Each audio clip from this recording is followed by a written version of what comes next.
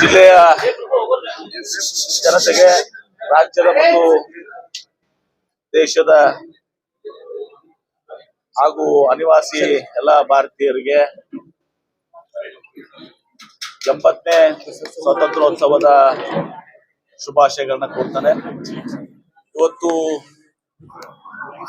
ದೇಶದ ಸ್ವಾತಂತ್ರ್ಯಕ್ಕಾಗಿ ಹೋರಾಡಿದಂತ ನಾಡಿನ ಎಲ್ಲ ನಮ್ಮ ಹಿರಿಯರಿಗೆ, ಸಂಘ ಸಂಸ್ಥೆಗಳಿಗೆ, ಇವತ್ತು ವಿಜಯಪುರ ಜಿಲ್ಲೆಯಿಂದ ಕರ್ನಾಟಕ ರಾಜ್ಯ ಮತ್ತು ಇಡೀ ದೇಶದಲ್ಲಿ ಈ ಸ್ವಾತಂತ್ರ್ಯಕ್ಕೆ ತಲುಪಿಸಿಕೊಡ್ಲಿಕ್ಕೆ ತ್ಯಾಗ, ಬಲಿದಾನ, ಸರ್ವಸ್ವವನ್ನ ಕಳೆದುಕೊಂಡು ಹೋರಾಟ ಮಾಡಿದಂತ ಎಲ್ಲ ನಮ್ಮ ಹಿರಿಯರಿಗೆ ನಾನು ನನ್ನ ಅತ್ಯಂತ ಭಕ್ತಿ ಮತ್ತು ಶ್ರದ್ಧೆಯಿಂದ ಅವರಿಗೆ ನಾನು ನನ್ನ ನಮನಗಳನ್ನ ಸಲ್ಲಿಸ್ತೇನೆ. ಮತ್ತೊಮ್ಮೆ ವಿಜಯಪುರದಲ್ಲಿಯೂ ಕೂಡ ಸ್ವತಂತ್ರ ಹೋರಾಟದಲ್ಲಿ ತನ್ನದೇ ಆದಂತ ಪಾತ್ರವನ್ನ ವಹಿಸಿದೆ. ಅನೇಕ ಮಹನೀಯರು ಸಹ ಎಲ್ಲರೂ ಕೂಡ ತಮ್ಮ ತ್ಯಾಗ ಬಲಿದಾನಗಳಂತ ಸ್ವಾತಂತ್ರ್ಯ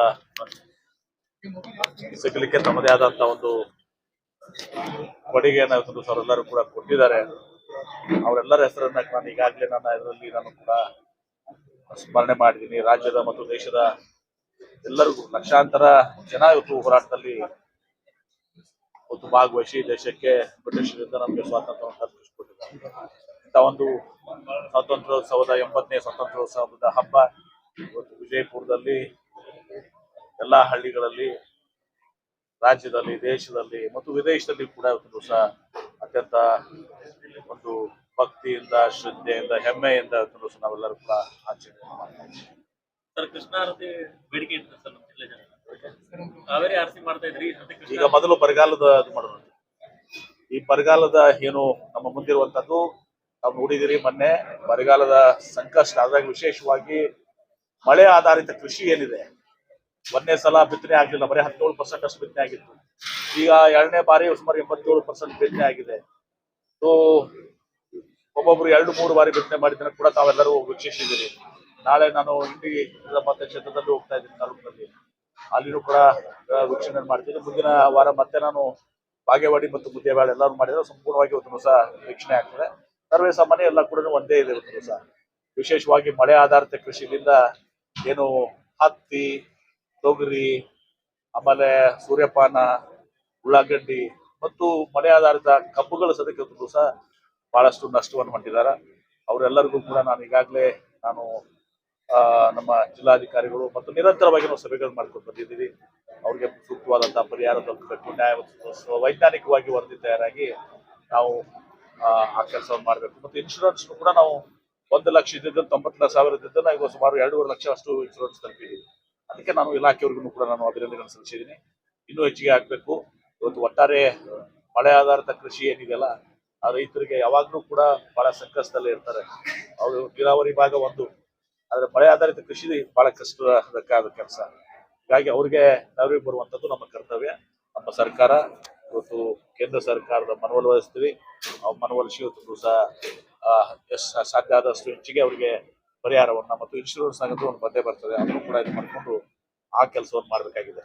ಅದು ಆರ್ಥಿಕ ಇರ್ತಿಲ್ಲ, ನಂತರ ಅದು ಒಮ್ಮೆ ಸಮೃದ್ಧಿ ಆಗ್ಲಿ, ಆಮೇಲೆ ಆರ್ಥಿಕ ಕಾವೇರಿಗೆ ಇರ್ಲಿ. ಈಗ ಇಂಪಾರ್ಟೆಂಟ್ ಇರೋದು ಇದು ಇದೆ, ತಪ್ಪು ಗೊತ್ತಿದೆ.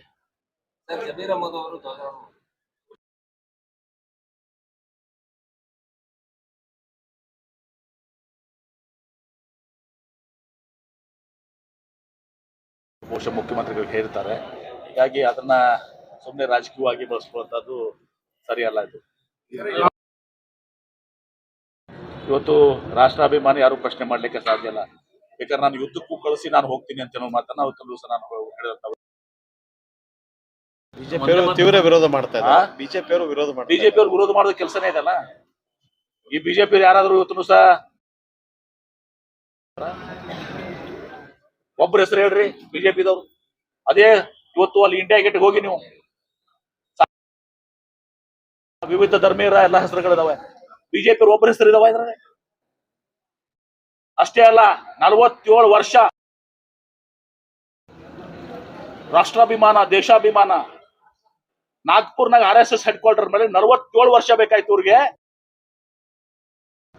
ಹರ್ಗರ್ ತಿರಂಗ ಅಲ್ಲೇ ತಿರಂಗ ಬರ್ಲಿಲ್ಲ. RSS ಹೆಡ್ ಕ್ವಾರ್ಟರ್ ಮೇಲೆ ತಿರಂಗ ಮತ್ತೆ ಬೇರೆಯವ್ರಿಗೆ ಉಪದೇಶ ಮಾಡ್ತಾರ. ಇವರಿಂದ ಏನು ನಾವು ರಾಷ್ಟ್ರಾಭಿಮಾನ ಕಲಿಬೇಕಾಗಿಲ್ಲ. ಜಮೀರ್ ಅವರು ಒಂದು ಸಂದರ್ಭ ಹೋಗ್ಲಿ ನಾನು ಯುದ್ಧಕ್ಕೆ ಹೋಗ್ತೀನಿ ಅಂತ ಹೇಳಿದಂತ ವ್ಯಕ್ತಿ. ರಿಜಿಸ್ಟರ್ ಮಾಡಲ್ಲ ಅಂತ ಹೇಳಿದ್ರು ಸರ್ ಅವರು. RSS ರಿಜಿಸ್ಟರ್ ಮಾಡೋದಿಲ್ಲ ಅಂತ ಅವ್ರು ವಾದ. ಕಿರಾಣಿ ಅಂಗಡಿ ರಿಜಿಸ್ಟ್ರೇಷನ್ ಬೇಕು, STD ಬೂತ್ ರಿಜಿಸ್ಟ್ರೇಷನ್ ಬೇಕು, ಕಾಯಿಪಲ್ಲೆ ಮಾರಾಟ ಮಾರಾಡೋ ರಿಜಿಸ್ಟ್ರೇಷನ್ ಬೇಕು ಏನ್ರಿ, ಒಂದು ಸಣ್ಣ ಸಾಲಿಗ ರಿಜಿಸ್ಟ್ರೇಷನ್ ಬೇಕು. ರಿಜಿಸ್ಟ್ರೇಷನ್ ಆಗ್ಲಿಕ್ಕೆ ನೀವೇ ಮಧ್ಯಾಹ್ನ ಹೊಡಿತೀರಿ. ನಾನು ರಿಜಿಸ್ಟ್ರೇಷನ್ ಇಲ್ಲದ ಶಾಲೆ ಅಂತ ಹೊಡಿತೀರಿ. ಇಷ್ಟು ದೊಡ್ಡದು ಬೇರೆ ಬೇರೆ ದೇಶಗಳಿಂದ ಅವ್ರಿಗೆಲ್ಲ ಫಂಡ್ ಬರ್ತದೆ. ಅವ್ರ ಅಂಗ ಸಂಸ್ಥೆಗಳೆಲ್ಲ ಸಿಕ್ಕಾಪಟ್ಟಿದಾವೆ. ಅವರು ಬಿಲ್ಡಿಂಗ್ ಎಲ್ಲ ಕಂಡಾಪಟ್ಟಿ ದೊಡ್ಡ ದೊಡ್ಡ ಸಾವಿರಾರು ಕೋಟಿ ರೂಪಾಯಿ ಬಿಲ್ಡಿಂಗ್ಸ್ ಇದಾವೆ. ಏನು ಅವ್ರಿಗೊಂದು ನ್ಯಾಯ, ಪಾಪ ಸಣ್ಣವ್ರಿಗೊಂದು ನ್ಯಾಯ. ಕಿರಾಣಿ ಅಂಗಡಿ ಬಿಟ್ಟಿರಿ ನೀವು, STD ಬೂತ್ನಾಗ ಬಿಟ್ಟಿರಿ. ಚಪ್ಪಲಿ ಹೊರ ಅವ್ನ ಅಂಗಡಿಗೆ ಸದಕ್ಕೆ ನೀವು ಅದನ್ನ ರಿಜಿಸ್ಟ್ರೇಷನ್ ಕೇಳ್ತೀರಪ್ಪ. ಅದು ನಿನ್ನೆ ಅಷ್ಟು ಹೇಳಿದ್ರೂ ಅವ್ರು ನಿನ್ನೆ ಓಕೆ ಬಿಡಿ. ನೆಕ್ಸ್ಟ್ ಬಿಜಾಪುರ ನಗರದ ಒಂದು ಕೇಳ್ಬೇಕು. ಈಗ ನಮೋ ನಗರದ ಏನು ಆಶ್ರಯ ಯೋಜನೆ ಅದ, ಅದರಲ್ಲಿ ಭ್ರಷ್ಟಾಚಾರ ಆಗೈತಿ. ಬಡವರ ಮನೆ ಲೋನ್ ತಗೊಂಡಾಗ ಕಟ್ಟಕ್ ಆಗೈತಿಲ್ಲ. ಇನ್ನೂ ಅದ್ರ ಬಗ್ಗೆ ನನ್ ಸಂಪೂರ್ಣ ಮಾಹಿತಿ ಇಲ್ಲ.